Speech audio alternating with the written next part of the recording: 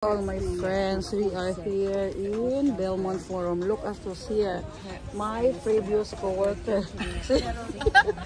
Charot ang mga mukha.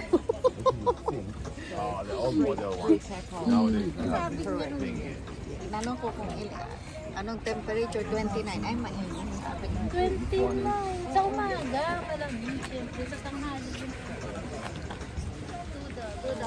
$2. That's good for the skin. From Philippines with love.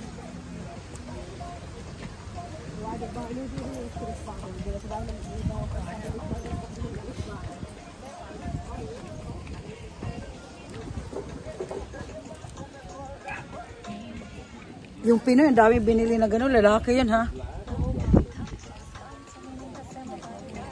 Diba? Look at, oh. Na-post to sa Facebook.